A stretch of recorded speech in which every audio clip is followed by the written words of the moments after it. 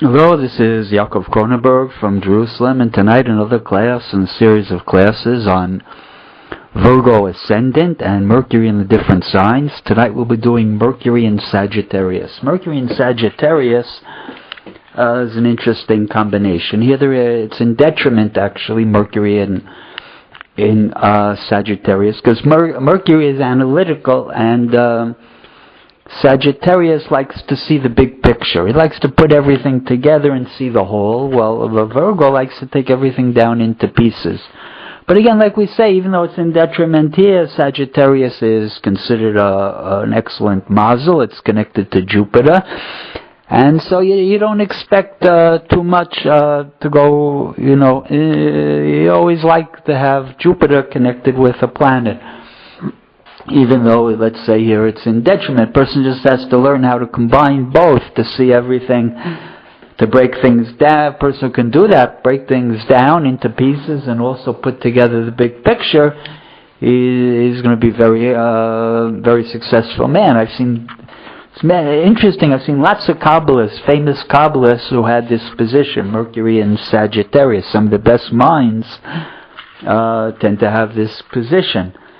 And it also, for lesser mortals, it gives an excellent speaking ability, an excellent teller of stories, somebody who's a fountain of stories, a person who loves to talk. Sometimes they can talk too much, which could be one of the problems of this combination, is Mercury and Sagittarius. Wherever Sagittarius is expansive, so expands the Mercury, and the person could be sometimes long-winded or very overly philosophical, right? With Sagittarius there and Mercury, you could tend to get over-philosophical, tend to be long-winded, has this ability to talk a lot, that sometimes could get him in trouble.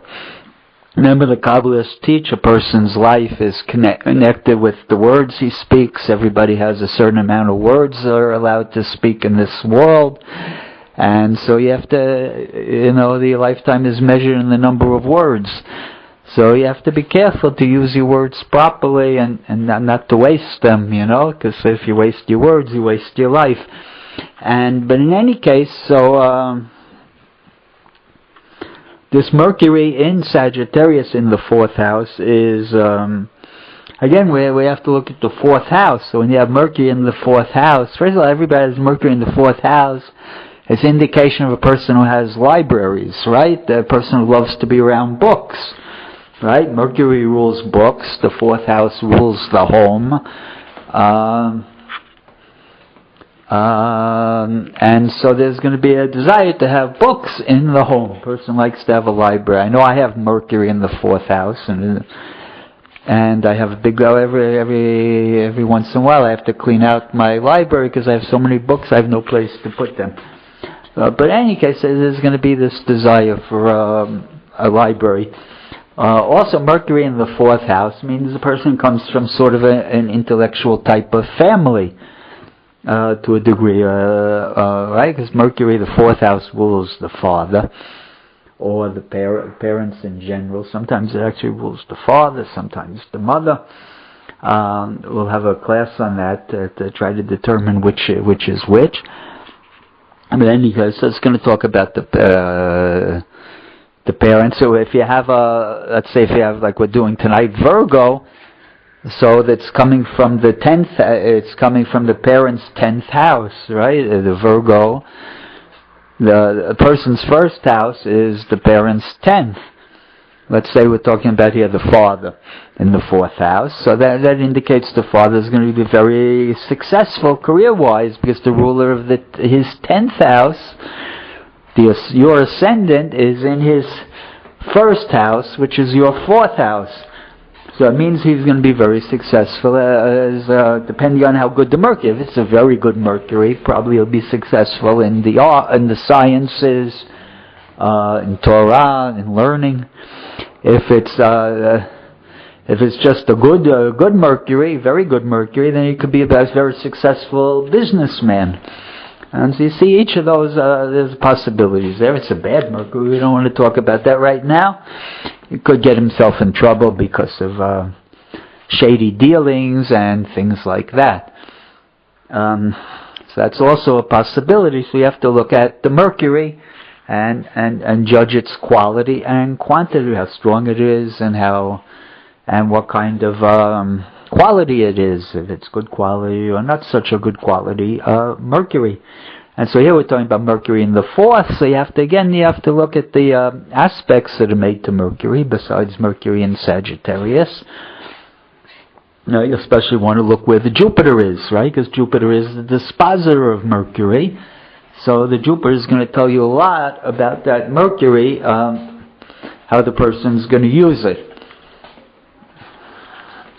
And so again, I've seen a lot of people. I know I have a brother-in-law. So he's got this combination, Mercury with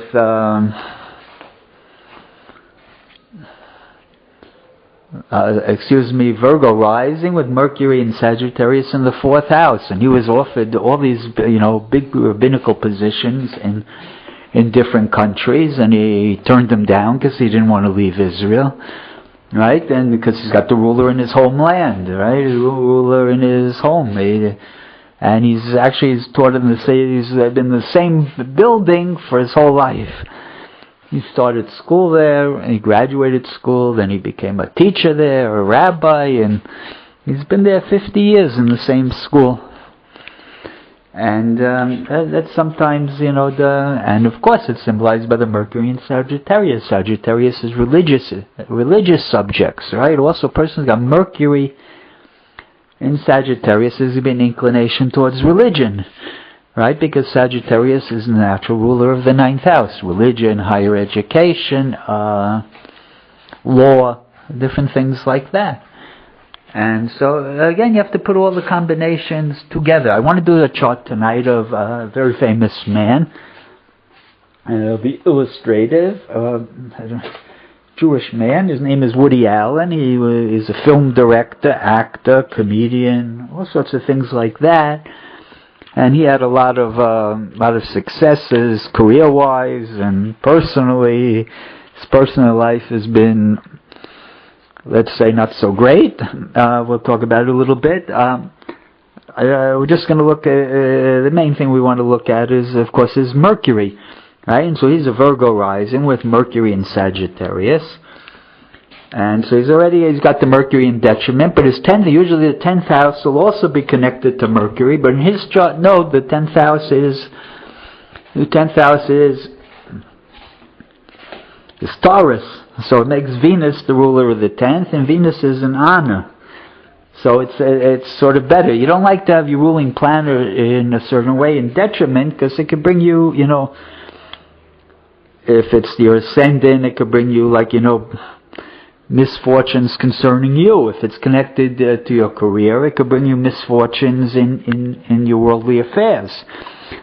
So he had Mercury, he has Mercury in Sagittarius, and it's exactly conjoined Jupiter being in honor. So it's going to Jupiter, and also the Sun is there.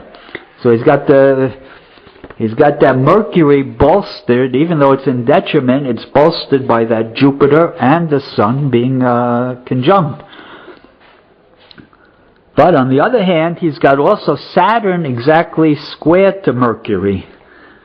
Right? And so Saturn conjoined exactly squared to Mercury, that could be harmful to his... and the Mercury is also squared to his Jupiter and to his Sun.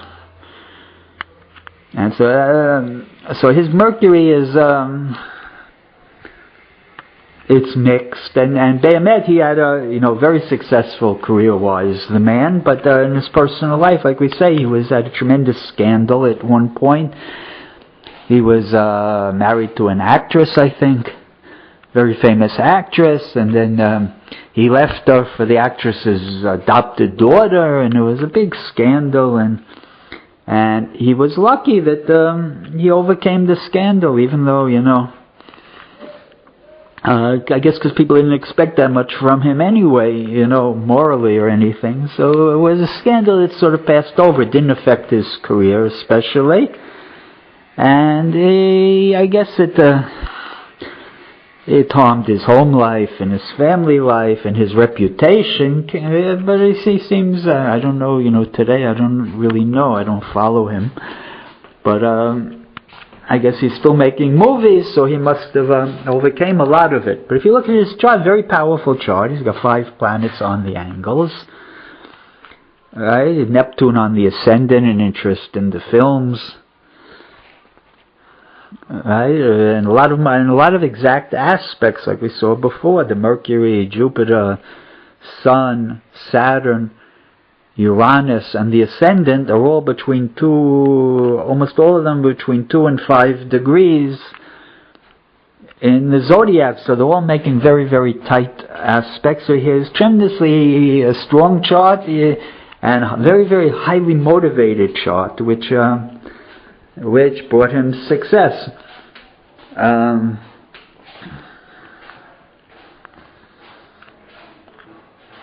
But if you look at the Saturn gave him lots of problems. Saturn in the house of marriage. I think he had a pretty difficult married life, and Saturn also harms his home life because it's going to make tight aspects to that Mercury and Jupiter and the Sun there.